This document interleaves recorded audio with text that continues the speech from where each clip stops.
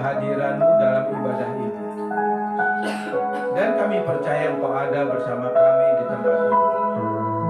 Sebab Engkau Allah yang Maha Hadir. Kami sudah memuji dan menyembah-Mu.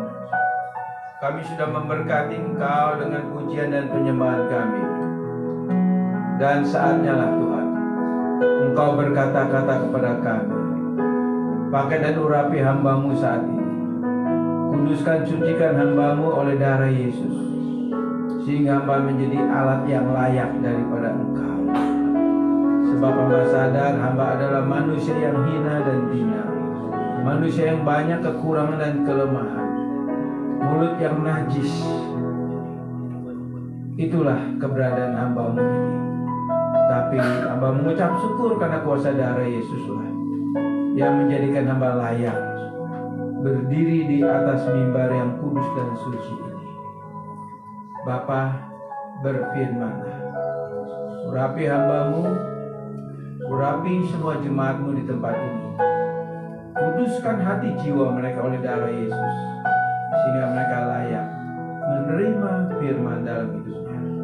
Dalam nama Yesus kami berdoa. Amin. Salam, silakan duduk semua.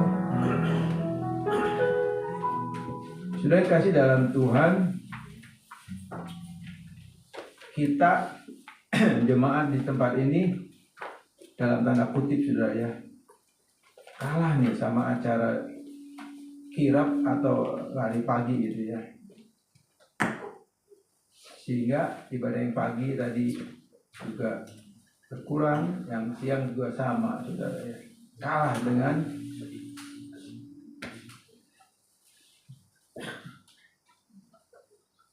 acara apa hari ini jalan kaki apa maraton. Saudara, ada pepatah katakan begini saudara, tapi ini buat bapak-bapak yang udah pernah pacaran gitu.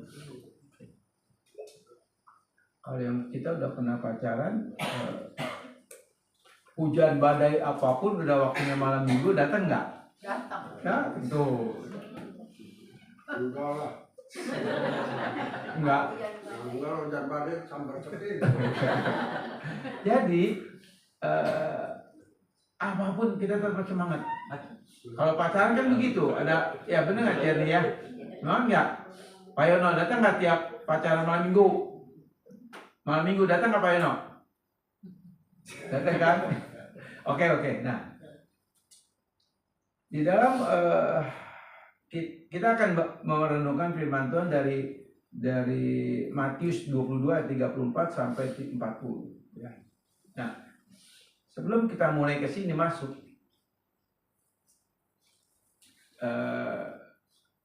Tuhan bicara kepada jemaat di Efesus di Wahyu pasal 2 ayat 4. Wahyu 2 ayat 4, Tuhan katakan apa? Kamu sudah tidak mengasihi aku lagi. Kamu sudah tidak mengasihi aku lagi. Padahal saat itu jemaat Efesus itu jemaat yang luar biasa, saudara. Doktrinnya kuat. Dia tahu mana pembicara yang benar, mana pembicara yang salah. Itu jemaat Efesus. Karena pemahaman teologinya itu begitu hebat, bagus. Bahkan jemaat di Efesus juga jemaat yang mendirikan 7 jemaat lainnya, saudara. Kalau saudara baca di pasal 2, pasal 3. Jemaat yang aktif, jemaat yang rajin menginjil, beramanat agung. Tapi Tuhan katakan apa? Kamu sudah tidak mengasihi aku lagi. Kok bisa, saudara? Kok bisa? Jemaat yang melahirkan 7 jemaat, jemaat yang aktif, jemaat yang ngerti tentang kebenaran firman Tuhan, sehingga dikatakan kalau ada pembicara atau berkhotbah yang datang ke tempat itu, ke jemaat di Efesus, mereka tahu saudara, mana yang benar, mana yang salah. Sehingga mereka bisa mengkritik yang salah itu, menegur si hamba Tuhan yang salah itu. Itu jemaat Efesus berarti kan hebat, saudara. Nah, kita balik lagi. Tapi Tuhan katakan, kamu sudah tidak mengasihi aku lagi. Padahal ini jemaat yang aktif hidup. Nah, kalau ini kejadian seperti kita saat ini, ibadah di tempat ini, melayani di tempat ini, kita kelihatannya sungguh-sungguh, kita aktif dan lain sebagainya. Lalu tiba-tiba Tuhan berkata, tahu nggak? Kamu sebetulnya tidak mengasihi aku. Gimana sih? Padahal aktif, padahal rajin. Tapi Tuhan bilang, kamu nggak mengasihi aku. Kalau udah vonis seperti itu, saudara, Tuhan katakan apa kepada jemaat Efesus? Kaki Dian aku akan angkat.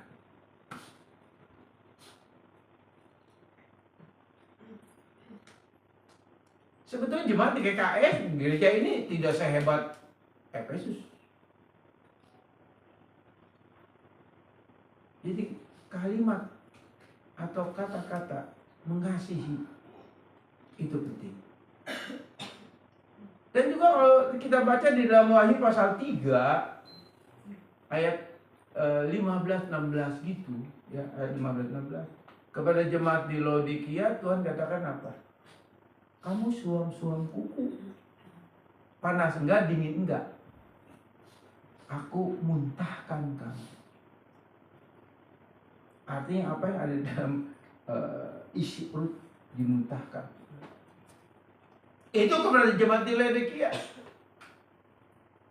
Suam-suamku. Padahal jemaat yang aktif juga. Tapi Tuhan katakan apa? Kamu panas tidak, dingin tidak.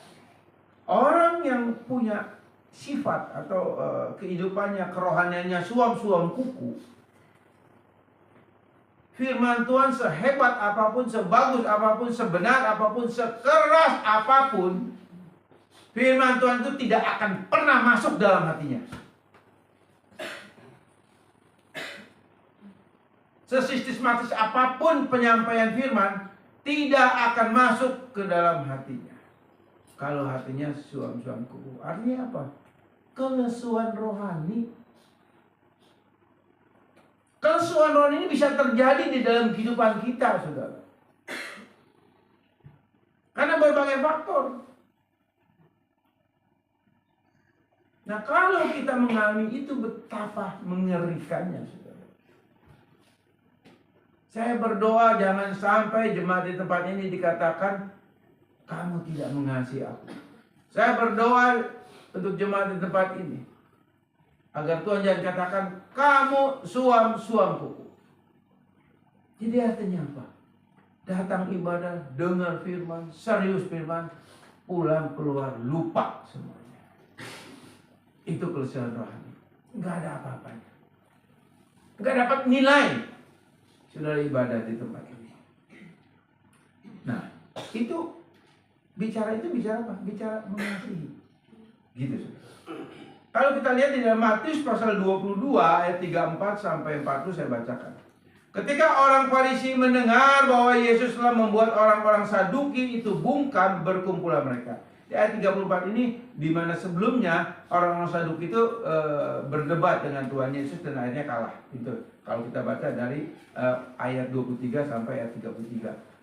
Dan seorang dari mereka, seorang ahli Taurat bertanya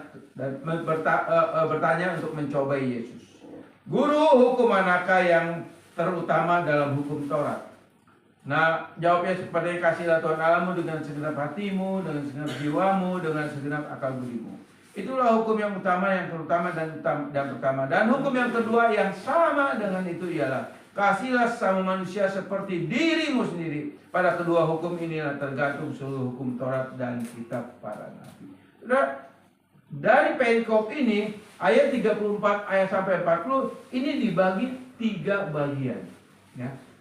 Dibagi 3 bagian. Ayat 34 dan 35 ini menunjukkan atau berbicara mengenai seorang yang berdosa, seorang yang hatinya tidak punya kasih, seorang yang hatinya punya motivasi yang tidak baik.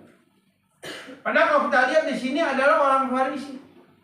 Dan orang Farisi yang bertanya kepada Tuhan Yesus ini bukan orang Farisi biasa. Dia adalah salah satu tokoh dari Mahkamah Sanhedrin. Mahkamah Sanhedrin di zaman itu. Di dalam Mahkamah Sanhedrin ini tokoh-tokoh Farisi ini tokoh-tokoh yang pandai, berkuasa, dan berpengaruh.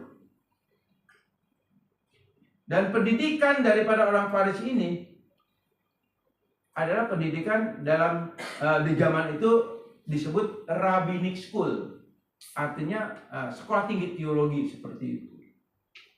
Mereka ini bukan S1, S2 lagi, saudara. Mereka ini mungkin udah profesor teologi. Dan mereka tahu siapa Yesus. Mereka bukan orang sembarangan. Mereka mempelajari identitas Yesus. Lahir di mana, anak siapa, mereka tahu. Dan pendidikan Yesus mereka tahu. Sudah tahu, pendidikan Yesus itu cuma sampai SD, sekolah dasar. SD, sekolah dasar.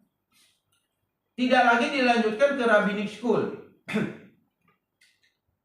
Enggak, SD, sekolah dasar.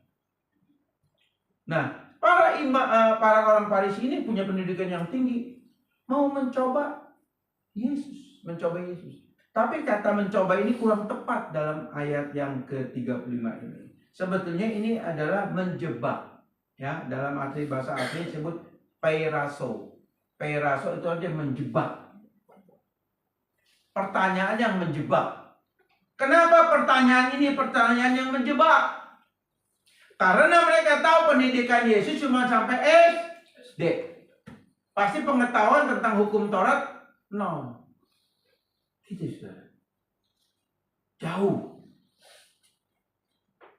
Dan ini memang pengetahuan, bicara pengetahuan. Sehingga dia menguji di ayat 36 dikatakan guru hukum manakah yang terutama dalam hukum Taurat. Kata hukum di situ bicara nomos. Nomos artinya ini bicara mengenai hukum Taurat, hukum Musa. Begitu. Salah satunya hukum Musa, hukum Taurat. Ya, intinya adalah 10 perintah Allah itu yang ada di dalam Keluaran pasal 20 ayat 3 sampai 17. Nah, jadi mereka ini hanya mau mencoba menguji, menjebak Yesus. Pasti nggak bisa jawab. Begitulah pikiran daripada orang-orang Farisi ini.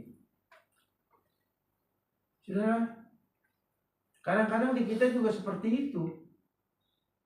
Ada banyak pertanyaan-pertanyaan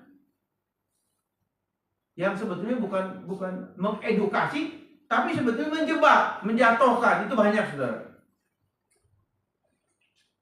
Di gereja nggak ada yang ngaku. Nah, itu saudara. Ya kan? Jadi berusaha untuk menjebak. Jadi motivasinya nggak bagus. Itu yang disebut kategori dosa. Kenapa bisa seperti itu? Kalau kita lihat Matius pasal 23 ayat Matius 23 ayat 27 ya dan 28. Firman Tuhan katakan demikian. Celakalah kamu hai ahli-ahli Taurat dan orang-orang Farisi. Hai kamu orang-orang munafik, sebab kamu sama seperti kuburan yang dilabur putih, yang sebelah luarnya memang bersih tampaknya, tetapi yang sebelah dalamnya penuh tulang belulang dan berbagai jenis kotoran. Ayat 28. Demikian jugalah kamu di sebelah luar, kamu tampaknya benar di mata orang, tetapi di dalam diri kamu, di dalam kamu penuh kemunafikan dan kedurjanaan. Ini Tuhan bicara kepada orang Farisi dan imam-imam, ahli-ahli Taurat. Orang-orang punya pendidikan yang tinggi, pengetahuan yang hebat, dan juga punya jabatan yang strategis sebagai anggota Sanhedrin. Kalau sekarang itu Mahkamah Agama begitu. Nah, saudara, Yesus tidak lihat penampakan luar. Karena dia katakan kamu ini seperti kuburan. Kita tahu kalau kuburan sekarang itu ada yang miliaran, saudara. Betul nggak? Bagus, luar biasa. Kalau saudara lihat di Taman Lestari itu bagus-bagus, mahal. Tapi dalamnya penuh tulang belulang, menjijikan, menggelikan. Itu yang dibikin sama Tuhan, gambaran kepada orang Farisi dan para imam dan ahli Taurat. Betapa status yang Tuhan berikan kepada ini mengerikan, saudara. Sangat-sangat apa yang membuat level kehidupan, level statusnya mereka di mata Tuhan itu rendah banget gitu. Gak ada artinya, sampah. Gimana dengan kita?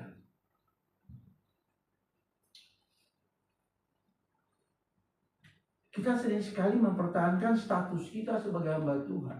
Kita sering sekali memposisikan diri kita sebagai pelayan Tuhan. Sebagai, saya orang yang benar. Orang yang baik. Oke. Itu bisa kita kemas dengan sikap-sikap kita, dengan topeng-topeng kita. Tapi kan Tuhan tahu hati kita apa isinya, gitu saudara. Nah, bicara di sini adalah bicara apa sih isinya? Bicara hal mengasihi. Karena kalau kita lihat konteks dari mulai Matius pasal 22, Matius pasal 23. Tuhan hanya melihat satu, kamu gak punya kasih Allah walaupun kamu statusnya hamba Allah. Walaupun kamu statusnya para imam, ahli Taurat, orang Farisi, guru agama, tokoh agama. Tapi percuma hatimu gak ada kasih, gitu maksudnya saudara. Nah, kita status sebagai orang Kristen terkenal dengan mengasihi. Itu terkenal di mana-mana. Dunia tahu. Tapi betul gak? Mengasihi yang ada dalam diri yang kita lakukan itu betul nggak bersumber dari hati kita atau cuma pencitraan supaya kita dilihat kita orang benar? Kan bisa, betul nggak? Shalom, puji Tuhan. Yang sakit kita besuk, jemaatnya nggak datang kita besuk, betul nggak? Halo. Tapi betul nggak itu kita lakukan dari hati kita? Atau cuma pencitraan aja? Atau kan cuma kasih filia, kasih persaudaraan, kasih persahabatan? Karena kasih persahabatan pun kita bisa lakukan. Karena kamu sahabat saya, kamu istimewa buat saya. Karena kamu sahabat saya, misalnya ulang tahun, ayo kita makan bersama. Misalnya ada acara apa, ayo kita pergi bersama. Begitu. Itu kasih persahabatan, bukan kasih Allah. Atau kasih eros, hawa nafsu. Hawa nafsu.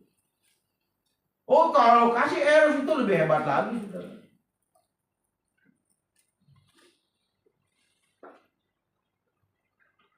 Kita nggak bisa lepas dari hawa nafsu daging. Semua punya. Contoh, kita suka melihat ya di mass media elektronik ya, ada kejahatan-kejahatan tentang pemerkosaan. Lalu diperkosa dibunuh lagi. Bahkan ada yang memperkosa lebih dari sekian puluh orang dan lain sebagainya. Kita membaca itu kayaknya greget ya? Greget nggak? Halo? Greget nggak? Kesal nggak? Ini orang kurang ajar amat kan begitu. Tapi sudah tahu nggak? Sikap yang mereka lakukan, dosa yang mereka lakukan, itu ada pada diri saudara dan saya. Ada pada diri saudara dan saya. Cuman kita belum ada kesempatan melakukannya. Nangkep nggak? Itu ada. Karena Alkitab katakan demikian, saudara.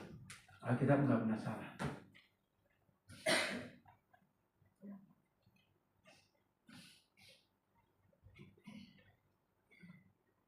Saudara, memang kita mengasihi. Tapi kata mengasihi di sini saya bukan mengasihi filia, eros atau storge, tapi agape, kasih Allah. Gitu. Ya. Tadi saya katakan di Matius 22 ayat 34 sampai 40 itu dibagi 3, hukum dosa, status dosa, ayat 34 35, lalu ayat 36 itu hukum, perintah yang harus ditaati, tapi itu menjebak Yesus. Lalu yang ke-7, ketiga, 7, 40 itu bicara hukum kasih. Itu dibagi 3. Nah, di sini saya akan jelaskan. Ayat 36-nya, guru, hukum manakah yang terutama dalam hukum Taurat? Perkataan ini begitu sopan, begitu santun, perkataan ini begitu baik, ya. Guru, kata guru.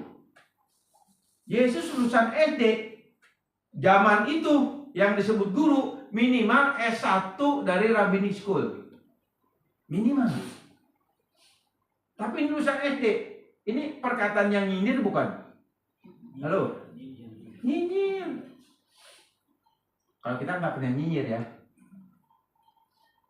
Cuma nyindir. Ya. Oke. Guru hukum manakah yang terutama? Tuhan tahu motivasi mereka, menjebak. Tuhan tahu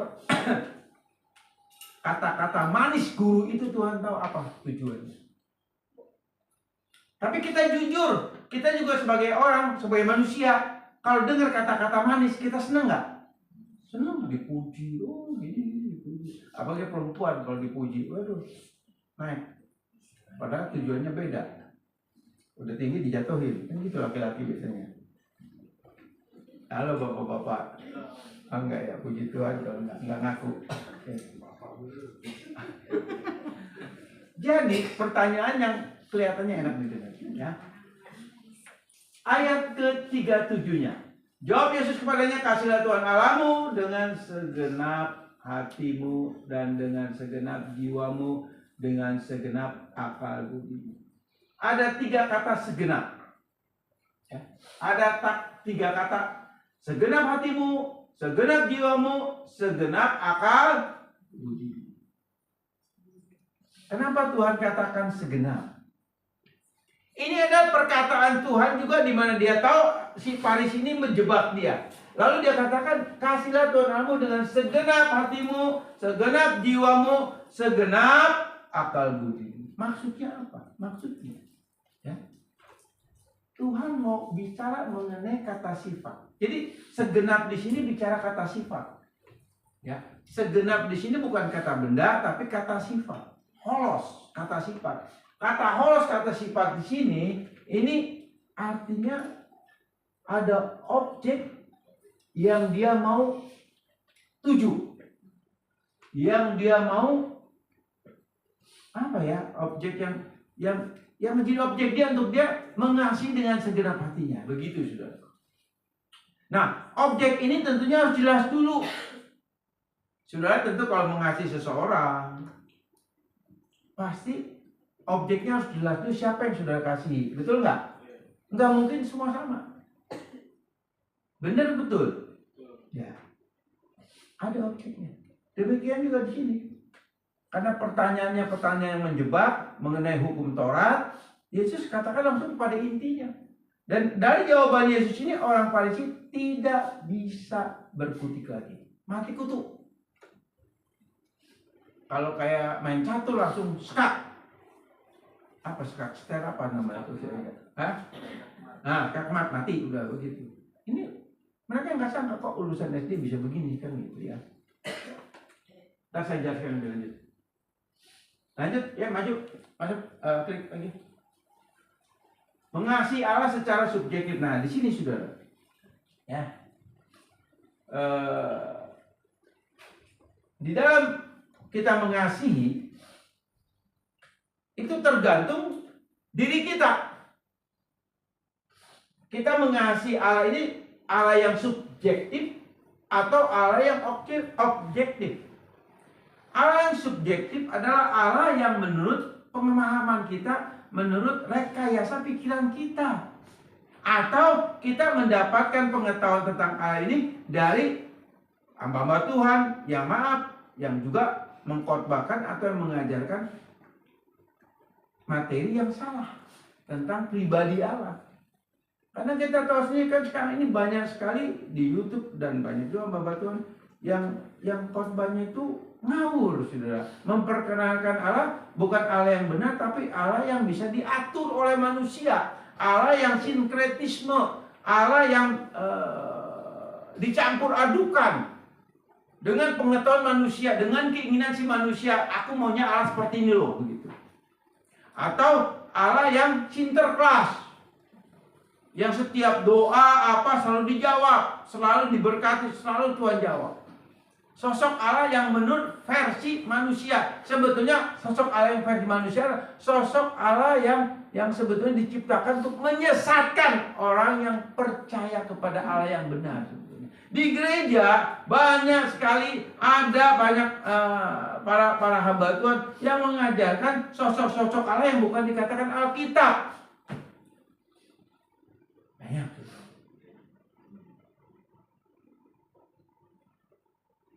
Dan salah satu pengkhotbah besar, Pendeta Benny, mengakui 25 tahun dalam pelayanan saya mengajarkan yang bidat, yang sesat.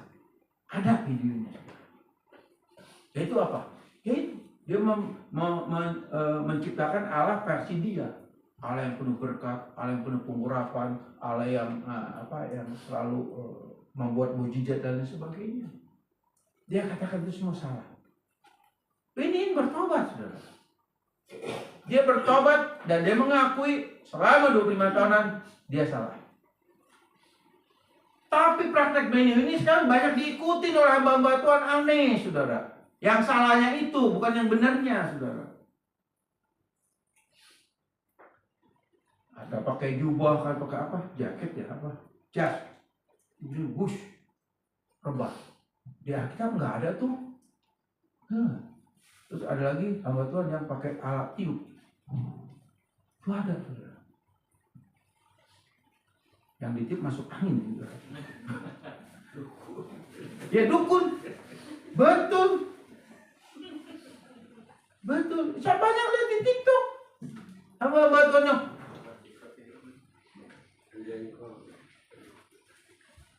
jadi kasih sendiri.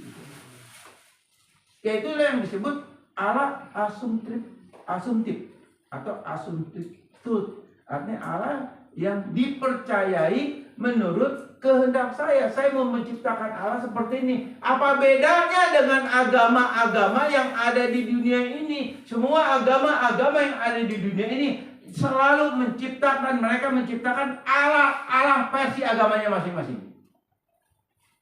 Agama ini. Semua punya Allah versi tersendiri masing-masing. Tapi Alkitab mencatat dengan tepat bahwa hanya ada satu Allah di alam semesta ini, yaitu Allah yang kita kenal di dalam Yesus Kristus. Karena agama-agama itu bagaimana menciptakan Allah? Mereka lah yang merekayasa untuk menjadi objek kepercayaan mereka. Akhirnya mereka menciptakan Allah versi pikiran mereka. Oh, Allah itu seperti ini, Allah itu seperti ini, Allah seperti ini. Dan itu agama. Kalau sudah pelajari agama A, agama B, agama C, itu semua beda-beda, saudara. Kenapa? Karena punya kasih. Dan mereka nggak tahu bahwa tidak ada satupun manusia mencari Allah. Tapi kok ada banyak agama? Ada banyak agama karena itu tipu daya iblis. Sebab Alkitab berkata, Allah lah yang datang ke dunia, Allah yang mengambil manusia untuk berdamai. Itu Allah yang benar. Karena manusia berdosa yang sudah terputus hubungannya untuk terputus dengan Allah, itu tidak ada lagi relasi dengan Allah. Karena naturonya sudah mati. Naturalnya sudah dalam penghukuman dan sudah ada mautnya lagi. Sehingga kehidupan rohani secara kerohanian itu sudah tidak ada. Walaupun natur rohani itu tetap masih ada. Karena ada gambar Allah di dalam setiap diri manusia. Nah, saudara kasih, kalau kita lihat di sini, Allah yang subjektif itu seperti apa? Seperti Kolose pasal 28 ayat 16, 23, Keluaran 32 ayat 4. Nah, ini terjadi juga di zaman pada saat mereka ada di Gunung Sinai. Ketika Musa 40 hari ada di mana? Ada di puncak Gunung Sinai, ya. bangsa Israel nunggu kok 40 hari nggak nongol-nongol, jajan Musa mati begitu. Nah, Harun kakak daripada Musa yang ditunjuk oleh Allah juga sebagai imam besar. Akhirnya mereka bangsa Israel minta, ayo kita memilih atau mencari figur Allah gitulah. Dan itu Keluaran 32 ayat 4 dikatakan apa? Ya. Akhirnya si Harun ini buat lembu emas. Nah, ketika lembu emas itu sudah dijadi, lalu Harun bicara apa kepada bangsa Israel? Inilah Allah yang telah membawa kita keluar dari tanah Mesir. Jadi si lembu emas itu sebagai lambang bahwa dialah Allah yang membawa bangsa Israel menuju keluar dari tanah Mesir menuju tanah perjanjian. Dan di sinilah terjadi manipulasi Allah. Di sinilah terjadi pemanipulasian Allah. Allah yang asumtif, Allah yang menurut pemikiran Harun dan bangsa Israel. Oh, berarti lembu emas inilah yang membawa kita keluar dari tanah Mesir. Kenapa? Karena dosa yang ada di dalam pikiran dan jiwanya menciptakan Allah versi dosa. Yang sepertinya benar, tapi itu salah.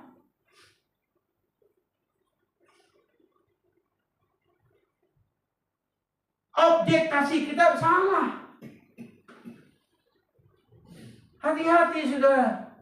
Ketika kita di gereja beribadah kepada Tuhan, membawa korban persembahan kepada Tuhan, jangan sampai kita membawa korban persembahan kepada Tuhan, objeknya salah.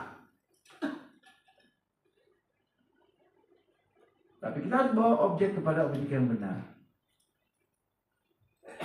Maka dari itu gereja begitu penting mengajarkan kebenaran-kebenaran yang betul-betul tertulis dalam Alkitab. Ini penting. Jangan main-main dengan ini. Begitu saudara.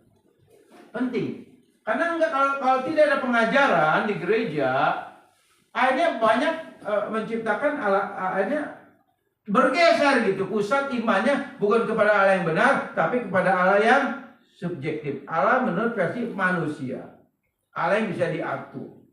Allah yang bisa diatur sesuai keinginannya. Ini banyak, saudara. Banyak. Hati-hati, saudara ya. Nah, selanjutnya, saudara. Bila subjektif kita itu tidak perlu lagi, maksudnya gini ya, subjektif itu kita tidak perlu lagi belajar. Artinya gini, kalau kita sudah menciptakan Allah versi kita, atau kita mendengar khotbah-khotbah yang Allahnya versi daripada si pembicaranya, si pengkhotbahnya, bukan berdasarkan doktrin Allah yang benar gitu. Akhirnya ya sebetulnya ya nggak perlu lagi tuh dengar firman, mencatat firman, ya. Kenapa? Karena kita punya versi Allah menurut jiwa kita saja. Allah asumsi truth intelego ut credam. Artinya apa? Allah yang udah ada menurut pengertian kita. Jadi udah nggak perlu, saya udah cukup kenal Allah kok. Saya udah cukup kenal Yesus kok. Jadi apa? Artinya ya udah. Nggak perlu belajar firman lagi. Tapi di sini jemaat rajin-rajin PA-nya, saudara. Tenang aja. Lalu tidak perlu mencatat. Kayak sekarang ada yang mencatat enggak? Saya juga nggak tahu. Oh, catat itu dalam hati, puji Tuhan. Catat dalam hati, puji Tuhan. Saudara, kalau kita pemahaman Allah menurut versi kita, firman itu udah nggak berharga lagi buat kita, karena kita punya firman tersendiri menurut konsep kita. Saya udah berapa hari ini lagi diskusi juga sama orang-orang Mormon, gereja Mormon. Saya lagi diskusi yang dia katakan Presiden Smith itu ya mendapat pewahyuan dari Allah dan sebagainya. Mereka semua kitab Mormon itu mereka jiplak, tapi direkayasa, dimanipulasi dengan konsep-konsep pemikiran daripada Joseph Smith yang katanya dapat penglihatan, dapat pewahyuan dari Allah. Saya punya kitab Mormonnya, saya punya, saya pelajari. Saya kitab Mormon, Alkitabnya Saksi Yehova, saya ada, saya pelajari semua. buat saya sebagai seorang pengajar. Kenapa? Karena kita bisa melihat kok bisa begitu yang dilakukan ini dan itu. Dan sampai pagi tadi pun saya masih diskusi sama orang Mormon, saudara. Tapi menarik memang. Menariknya apa? Ya tugasnya untuk meluruskan pemahaman-pemahaman yang salah. Kalau kita punya pengetahuan yang bisa kita pertanggungjawabkan, kalau kita mengenal Allah yang benar, Allah yang tertulis dalam Alkitab ini, kita nggak akan pernah takut diskusi. Kita nggak akan pernah takut untuk sharing. Karena kita tahu siapa Allah yang benar itu. Karena Mormon pun punya Allah. Dia katakan dia percaya Yesus. Sampai ada satu statement dari orang Mormon apa? Dalam kitabnya tertulis, kalau nggak ada Yesus, itu nggak mungkin ada Allah. Bahaya nggak?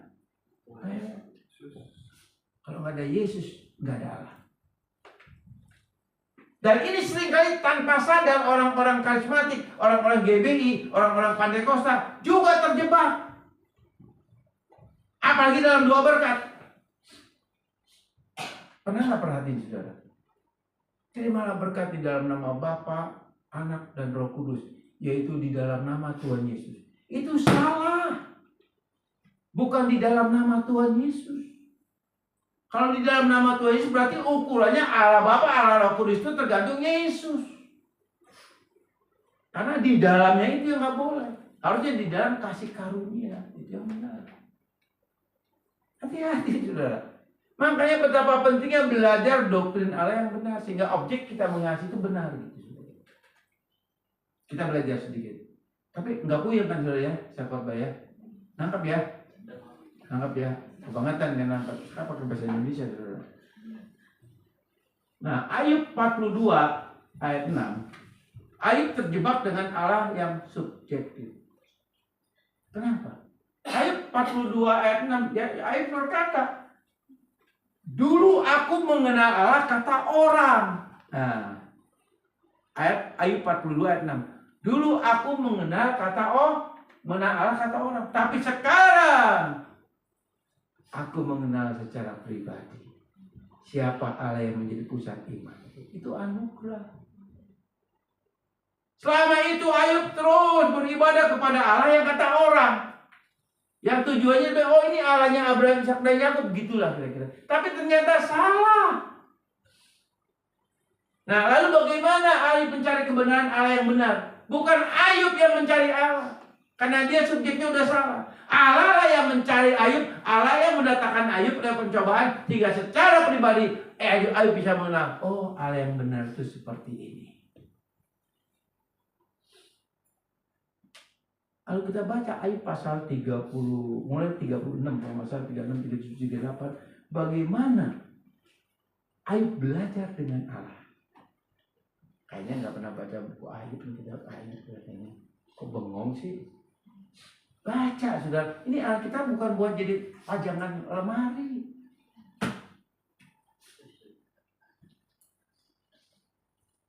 Mungkin di sini udah apa semua kalau kitab Ayub ya.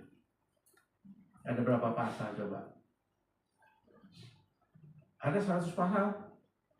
Mungkin pasal 45 pasal enggak? Nah iya, benar. Kalau kita baca, bagaimana Allah memperkenalkan diri. Artinya Allah bicara gini kepada Ayub.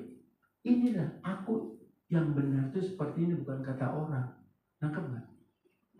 Itu anugerah. Demikian juga saudara dan saya di tempat ini, kita bisa mengenal Allah yang benar lewat Yesus. Karena anugerah. Bukan kamu yang pilih aku yang pilih kamu. Kalau Allah udah pilih kita, Yesus udah pilih kita, mungkin nggak Allah salah pilih? Tidak mungkin. Kalau Allah sudah pilih kita, Allah tidak mungkin pilih. Mungkin nggak anugerah keselamatannya bisa hilang? Tidak.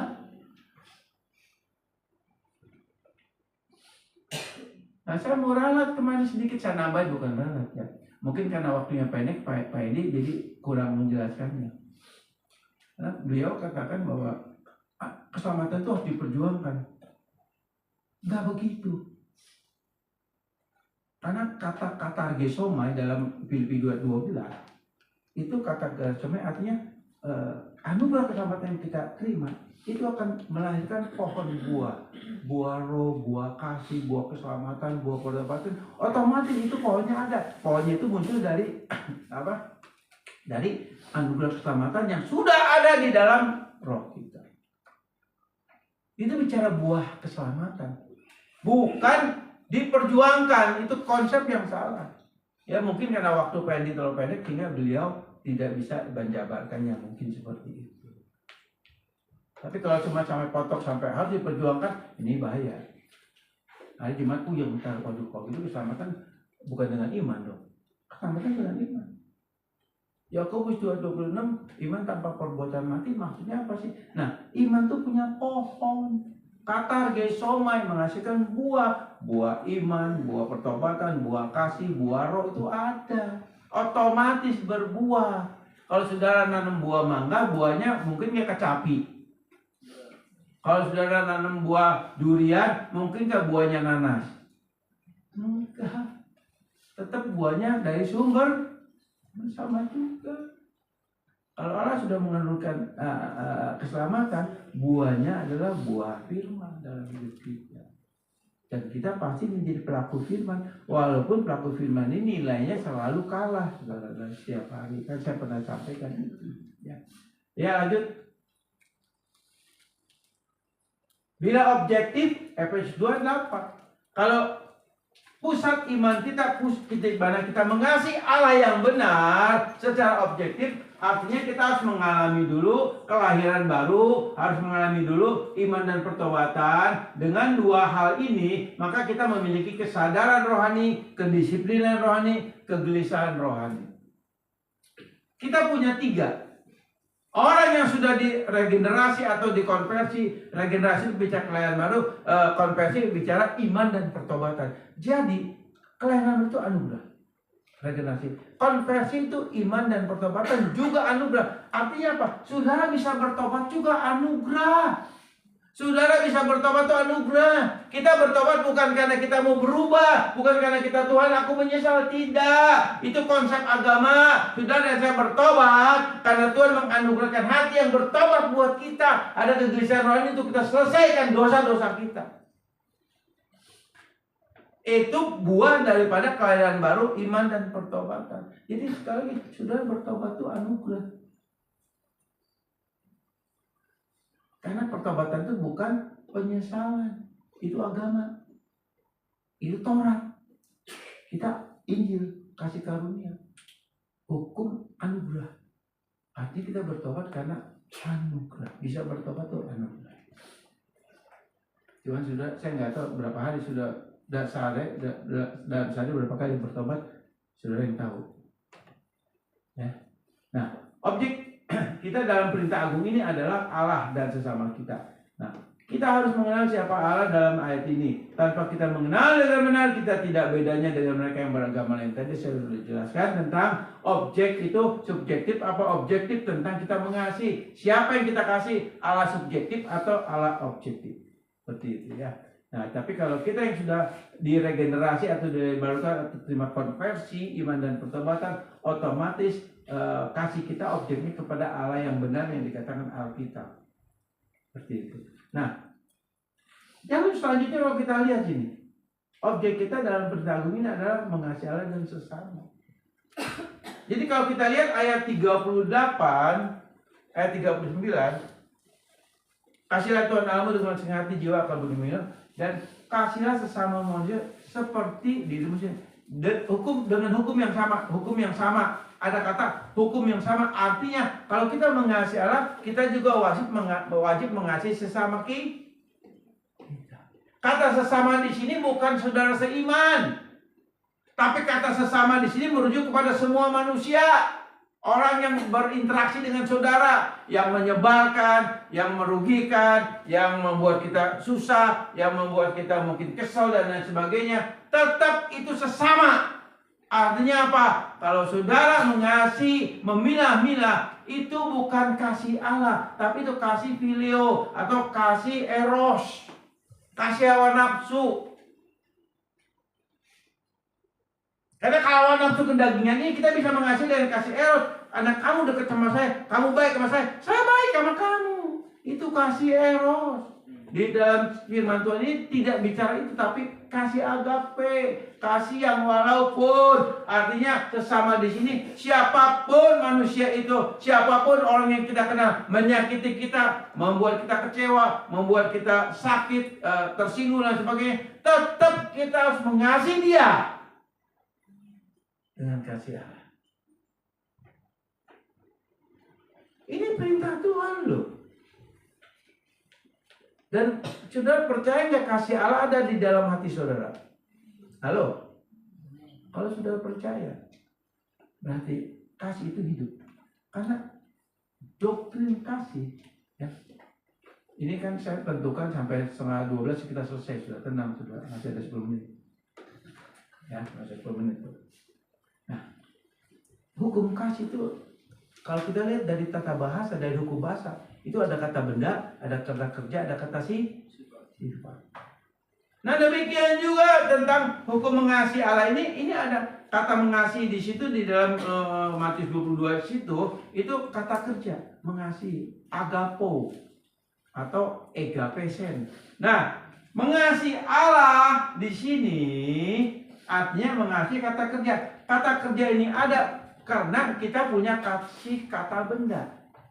Kata benda itu artinya kasih yang ada di dalam natur kita. Kalau kita sudah dilahir barukan dan sudah menerima iman dan pertobatan, otomatis.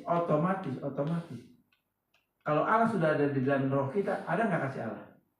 Halo? Ada nggak? Ada. Nah, kalau ada berarti itu kasih Allah dalam bentuk kata benda. Kita udah punya itu kasih Allah, itu kata benda.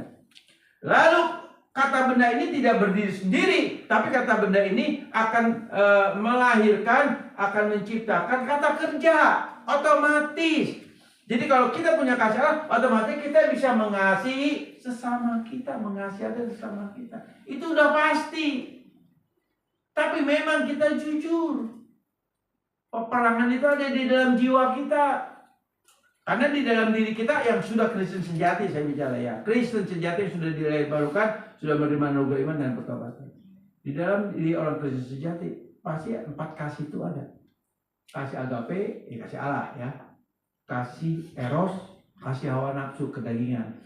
Kasih philia, kasih pertemanan persahabatan. Lalu kasih storge, kasih hubungan darah. Itu ada pada kita. 4 kasih ini ada. Ada pada kita. Tapi orang yang belum dilahirkan atau Kristen palsu atau orang yang tidak percaya Yesus, kasihnya cuma 3, philia, eros, storge. Tapi kita punya 4. Nah, seringkali ini beradu di dalam jiwa kita. Kalau kita mau jujur, betul nggak kita mengasihi orang yang menyakiti kita, yang mengecewakan kita, yang merugikan kita dengan kasih Allah? No. Walaupun ya paling udah lah. Kasih eros aja berdasarkan hawa nafsu, berdasarkan perasaan negatif dan positif. Begitu. Tapi perintah Tuhan nggak begitu. Kasih sesama manusia, artinya semua manusia, statusnya apapun. Nah, tinggal kepada kita. Kita punya kehendak bebas. Artinya kita yang sudah dilahirkan punya kehendak bebas sejati. Artinya apa? Kita bisa tidak berbuat dosa. Artinya kita bisa mempraktekkan kehendak bebas kita seturut kehendak Allah, yaitu mengasihi dengan kasih Allah. Ini terjadi peperangan di dalam diri kita. Bisa nggak kita mempraktekkan kasih itu? Tapi faktanya kita selalu knock out. Betul nggak? Jujur. Itu nggak apa-apa, Tuhan tahu. Tapi orang yang sudah dilahir baru kan punya angst. Artinya punya kegelisahan rohani. Artinya ketika dia tidak mempraktekkan kasih Allah terhadap sesama, dia akan bergumul, dia akan merasa tertegun. Tuhan, kapan saya bisa mengasihi dengan kasih-Mu terhadap si A, si B, si C? Itu.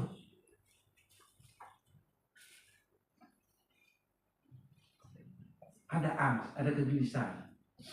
Roh Kudus terus mengejar kita untuk kita bisa mengasihi dengan kasih Allah. Egapesen, kata kerja dari kasih, itu artinya apa? Allah yang lebih dulu merangkul, Allah yang lebih dulu mengajak berdamai, Allah yang lebih dulu, ayo yuk damai lagi dengan saya. Padahal kita manusia sudah menyakiti Allah. Kita ini sampah, kita ini bejat, bobrok, dosa, ya busuk kita. Tapi Allah mau datang, ayo yuk damai. Caranya apa? Dia korbankan anak yang tunggal mati di kayu salib, jalan untuk kita diperdamaikan dengan Allah. Dan kasih itu ada pada saudara dan saya. Kapan kita mau lakukan? Kapan kita mau lakukan itu? Apakah kita masih terus dengan kasih eros kita? Kasih kedagingan kita, kasih yang memilah-milah. Karena kamu baik, saya baik. Saudara, orang yang punya kasih Allah, orang yang Kristus sejati dan sudah dilebarkan, enggak mungkin enggak. Suatu saat dia akan praktekkan kasih Allah itu, walaupun berat. Progres.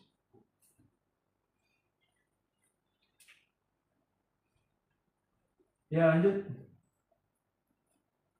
Kasihlah Tuhan Allahmu dengan segenap hatimu. Apa arti segenap? Tadi saya sudah jelaskannya, holos, artinya kata sifat di mana kita mengenal pusat yang kita kasih itu siapa, begitu kan? Tadi saya sudah jelaskan Allah subjektif dan objektif. Kita lanjut. Siapa yang ada untuk satu tujuan atau kepentingan, contoh saat pergi dengan pesawat di waktu subuh, pergi wisata untuk usaha menguntungkan, kita bisa lakukan. Artinya apa? Di sini saya mau ajak saudara berpikir. Kata holos, segenap, itu utuh 100%. Itu holos. Enggak 9, kalau emas kan 99,99%, betul enggak? Enggak ada emas 100%, saudara. 99,99% itu emas. Tapi holos itu 100%. Holos 100%. Segenap. Penuh. Nah, kalau saudara mau naik pesawat, pesawat nunggu saudara apa saudara nunggu pesawat? Halo? Pesawat nunggu kita nunggu pesawat. Kalau naik kereta sama juga kan, kita nunggu kereta, bukan kereta nunggu kita, betul nggak? Nah, gimana dengan kita? Ibadah di tempat ini. Ibadah jam 8 sama jam 10. Kebanyakan datang pas-pasan. Kalau saudara naik pesawat pas-pasan ketinggalan. Jamin ketinggalan. Lalu melayani di sini. Ini mimbar, saudara. Mimbar ini nggak ada apa-apanya, saudara. Sama aja. Tapi ketika ibadah mulai di dalam Yesus, ibadah ini menjadi kudus. Dia hadir di sini, saudara. Dia ada di sini. Pengurapannya ada. Gimana persiapan saudara melayani Tuhan? Halo? Gimana? Persiapan saudara melayani Tuhan gimana? Saudara mau naik pesawat bisa ikut aturan pesawat. Naik kereta ikut aturan kereta. Janji ketemu dokter ikut aturan rumah sakit. Betul? Tapi kenapa aturan Tuhan seringkali kita lalaikan? Katanya mengasihi.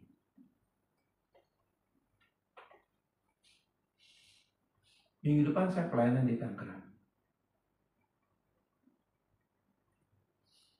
Itu hamba Tuhan tuh luar biasa. Ya sering khotbah ini juga. Saking dia hormatnya sama Tuhan. Ini saya melihat sisi positifnya, saudara. Walaupun saya pribadi kurang setuju.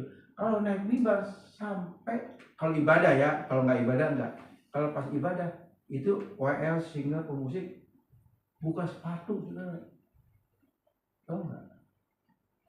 Buka sepatu. Waktu saya pelayanan, Pak izinnya, maaf, jangan salah paham, jangan kesinggung. Kenapa, Pak? Entar sepatu bisa dibuka enggak? Begitu, saudara.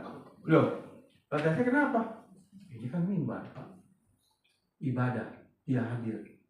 Saya nangkap hal positifnya, benar. Tapi saya pribadi nggak setuju, saudara. Ya. Baik. Jadi dia begitu menghormati, menghargai hadirat tuh Tuhan. Sampai secara fisik dia persiapkan begitu sih. Ya, oke. Padahal untuk masalah ibadah tadi saya jelaskan ya, kadang-kadang kita nggak serius kita mau misalnya mau naik pesawat, naik kereta, nggak ada persiapan khusus. Saya senang dengan Ibu Suwani kemarin. Beliau katakan apa? Ibu, nanti khotbah ya. Waduh, saya nggak bawa laptop. Ya Bu, nggak boleh punya persiapan. Tapi karena beliau punya hati. Jadi saya lihat itu satu keseriusan dari Ibu Suwani. Boleh persiapan khotbah itu harus benar-benar tersusun, terstruktur rapi. Itu benar, nggak salah. Pasti bahan khotbah beliau itu ada di laptop. Tapi sebagai orang hamba Tuhan, saya percaya Tuhan mampukan beliau. Tapi yang saya salut ada persiapan. Dia nggak main-main. Begitu sih. Saya punya bahan khotbah itu lebih dari 100. Saya udah buat. Tapi nggak sembarangan. Setiap saya buat, yang saya udah buat, itu kalau Tuhan nggak gerakan, saya nggak bawakan. Karena mimbar ini kudus dan suci. Saya harus bertanya, Tuhan kapan nih firman disampaikan? Tunggu waktu Tuhan. Selesai ya? Habis ya? Habis kan? Apa coba cepet dikit. Ini udah 9:30 ya, 9:11, 12 ya. Dengan segenap jiwa, kalimat segenap itu Allah tadi sudah jelaskan. Apa yang kudus yang mengendalikan pikiran dan mengasihi tadi sudah jelaskan. Makanya apa yang kudus adalah ketika kita ada kerinduan, ada kegelisahan, itu apa yang kudus yang menggerakkan roh kita, yang menggerakkan jiwa kita untuk kita mengasihi dengan kasih Allah yang sebenarnya, bukan kasih manusia kita yang kasih persaudaraan, kasih persahabatan, kasih hawa nafsu atau kasih sedara begitu. Ada satu lagi. Nah, segenap akal budi diaunia digerakkan oleh Roh Kudus, artinya apa? Tadi saya sudah jelaskan bahwa subjektif dan objektif. Kalau objektif berarti kita mengenal objek kita siapa secara pribadi dan kita bisa mempertanggungjawabkan. Seperti itu. Ya, oke saudara, firman tidak saya panjangkan. Kita harus disiplin waktu. Puji Tuhan, saya bisa khotbah selesai jam 11.30. Saya undang pemusik duduk naik ke atas dan saya undang untuk saudara bangkit berdiri. Kita akan nyanyikan satu lagu, Kasih Allahku Sungguh Telah Terbukti. Kita nyanyikan lagu ini sebagai komitmen kita dan kita belajar secara bertahap bagaimana progres untuk kita mengasihi Allah dan mengasihi sesama. Saya undang untuk jemaat bangkit berdiri. Haleluya.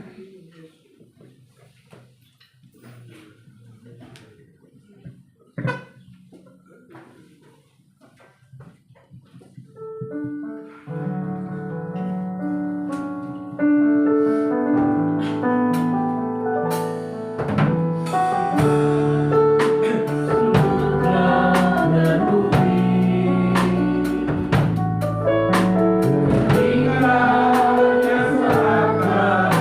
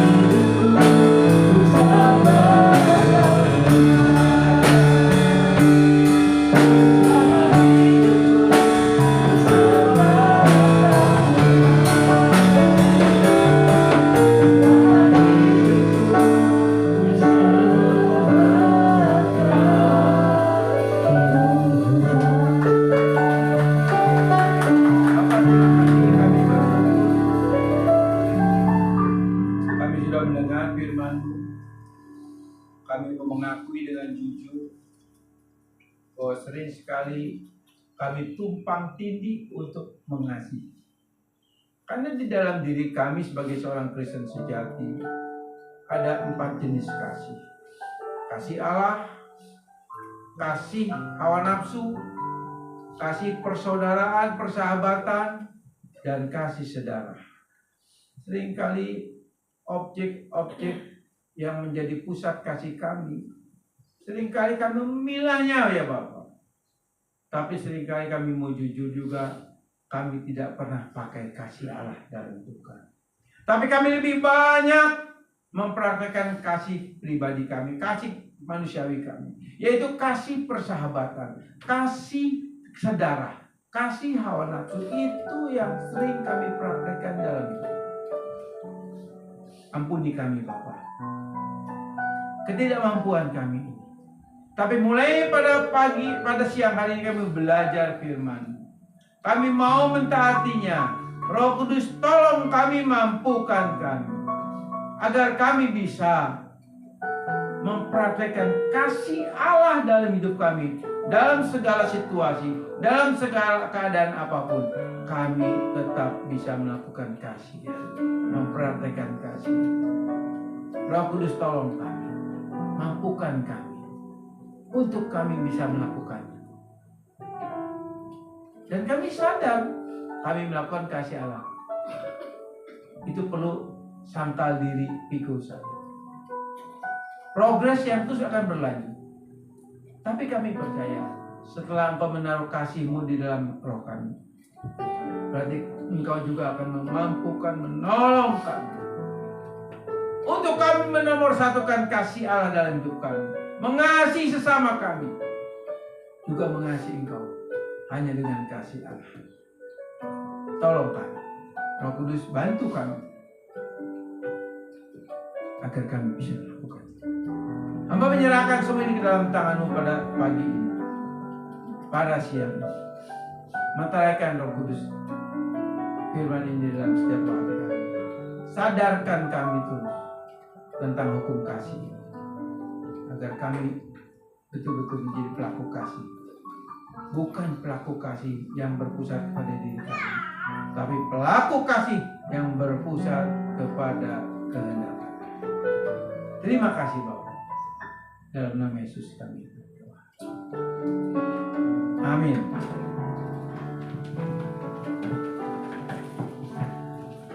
Haleluya. Terima kasih sudah disampaikan oleh hambanya. Satu malam, kita bisa